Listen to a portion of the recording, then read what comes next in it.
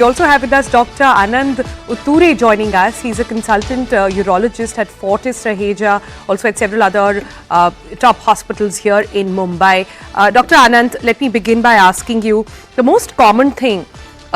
Why is it happening so much in Gen Z and millennials? I'm trying to understand. Sedentary lifestyle can't be the only reason, right? Good morning, everybody. The main reason is dehydration, that is ingestion of less water. Ideally, you should have 2 to 3 liters of water every day. And that water should not be morning 1 liter, afternoon 1 liter and evening 1 liter. You should have 1 to 2 glasses of water every 1 to 2 hours so that the kidney remains hydrated. I see. Next so consistent intake of water, yes, not at one go. Yes, correct. Okay.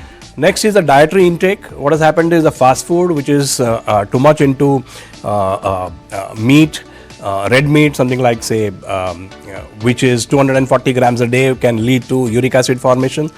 The colas, tea, coffee, brinjal, then seedy vegetables. No, hold on. I'm having coffee right now. Yeah. When doctors say tea, coffee leads to it, I always want to check how much. It's not like one glass of or 1 cup of coffee is going to lead to kidney stones, right? One in the morning and one in the evening should be good enough. Yeah. But there are a lot of people who are working, especially the Gen Z that what we are talking about, constantly sipping of coffee.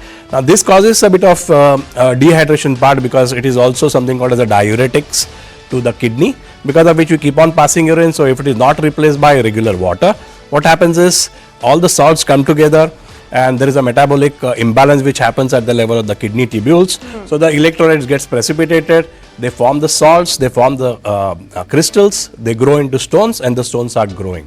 So most important thing is the water, and water intake is the most important thing. So essentially the takeaway here is drink loads of water. Dehydration could be a major cause, and that should be solving some problems for people. But doctor, I've also understood kidney pains, the little experience I've seen in my family, it can get really bad. Like women have compared it to going into labor, being Correct. as bad as that. Those were the words of my mother-in-law, who told me once it was so bad she was reminded of her labor. But how do you tell? But it takes a long time to understand what's causing the pain. Is there a distinct feature of the pain that tells you that this is probably a stone?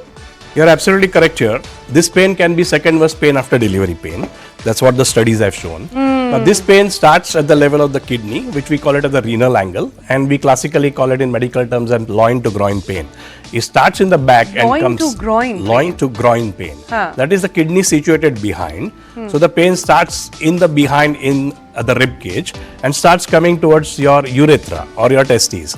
So it's a very classical pain which we call it as a loin to groin pain, which is usually associated with nausea and vomiting. Always look for any discoloration of urine in the form of maybe red color in the urine, which we call it as an hematuria. Because if the stone touches any part of the kidney, ureter or bladder, what happens is it causes a bit of bleeding in there and the color of your urine can change. Up against. Yes. Yeah.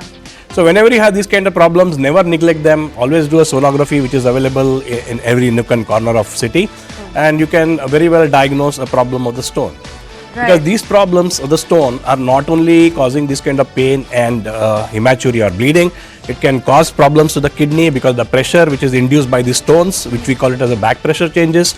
And many a time we see that if the stone's pain is neglected, stone remains there in the body. Is this kidney stone pain frequent, or does it happen at regular intervals? That's the reason why people might say ignore it. It could be several other things in your organ that's causing the pain, right? Let us understand the mechanism of kidney pain. The stone never causes pain.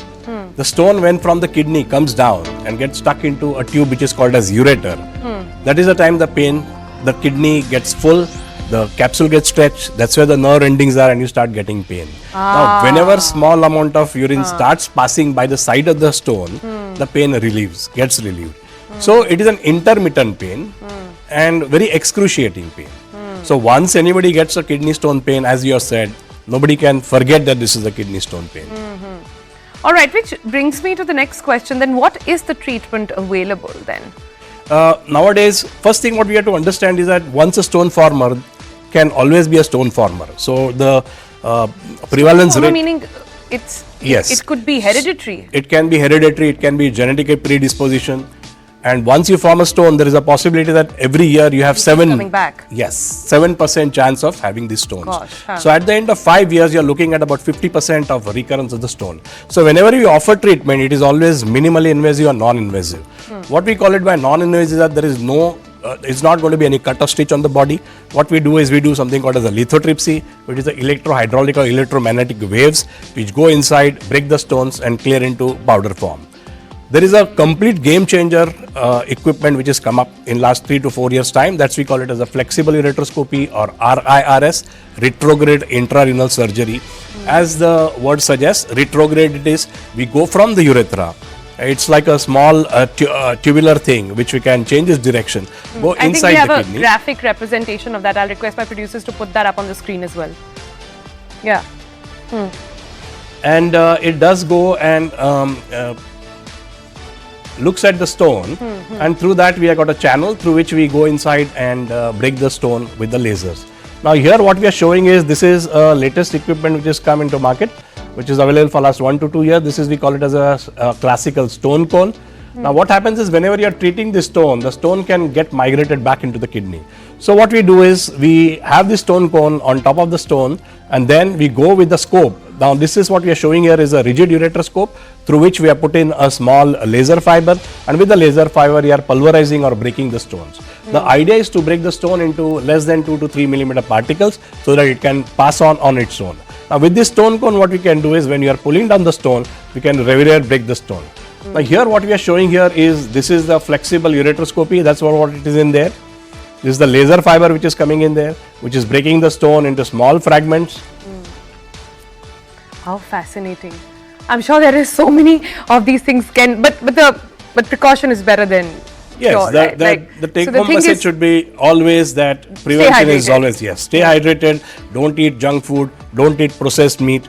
See to it that the salt intake, sodium is very less in your body, because that is what is going to cause at the level of the tubules metabolic changes, because of which there is more of excretion of proteins as well as salts, which are going to come together and form small fragments, and over a period of time they are going to grow in size. Right, and also stay fit. Stay fit. Yeah. Most important. Get exercising. Yes.